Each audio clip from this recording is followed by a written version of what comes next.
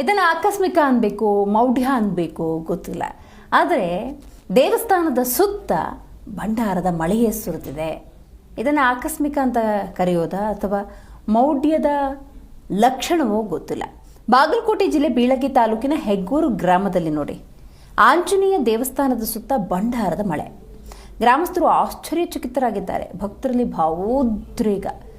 ಸಂಜೀವಮೂರ್ತಿ ದೇವರ ಪವಾಡ ಅಂತ ಸ್ಥಳೀಯರು ಹೇಳ್ತಾ ಇದ್ದಾರೆ. ಸಂಜೀವಮೂರ್ತಿ ಆಂಜನೇಯನ ದೇಗುಲದಲ್ಲಿ ಹಾಗಾದರೆ ವಿಸ್ಮಯ ನಡೀತಾ ಅನ್ನೋದೇ ಸದ್ಯದ ಪ್ರಶ್ನೆ. ಇದು ಮಾನವ ನಿರ್ಮಿತವಾ ಅಥವಾ ಪವಾಡವಾ? ಈ ಬಗ್ಗೆ ಸತ್ಯಾಸತ್ಯ ತಿಳಿಬೇಕಾಗತ್ತೆ. ಆದರೆ ದೇವಸ್ಥಾನದ ಸುತ್ತ ಭಂಡಾರವೇ ಸುರಿದು ಹೋಗಿದೆ ಅಂತ ಹೇಳಲಾಗ್ತಾ ಇದೆ.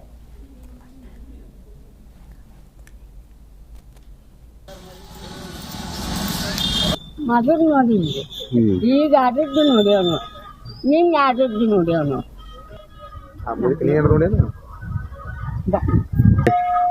ನಮ್ಗೆ ಹಳದಿ ಮಳೆ ಆ ಥರ ನಮ್ಗೆ ಸುಖ ಆಯ್ತು, ಹಂಗೈತೆ ಇಷ್ಟಪ್ಪ.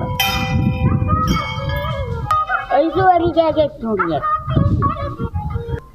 ಎಲ್ಲರೂ ನೋಡ್ಯಾರಿ, 4 ಮಂದಿ ನೋಡ್ಯಾವ ನೋಡಿ. ಬಾಳನ ಮಗ ಬಾ ಇದು ನೋಡ್ರಿ, ನಾವಂದ್ರೆ ಈ ಒಟ್ಟಲ್ಲಿ ನಡಗಾಡಿ ಅಂತೇಳಿ ಸ್ಟಾಂಡ್ ಇದ್ದ ಒಳಗೆ ನೋಡು ಸೆಂಟ್ರ್ ಇದ್ದು ಬಿಟ್ಟು ಬಂದು ಸುಮಾರು ನಾವು ಭಾಳ ದಿನ ಆಯ್ತು. ನಾವು ಬಿಟ್ಟು ಬಂದು ಇಲ್ಲಿ ಒಂದು 20-30 ವರ್ಷ ಆಯ್ತು.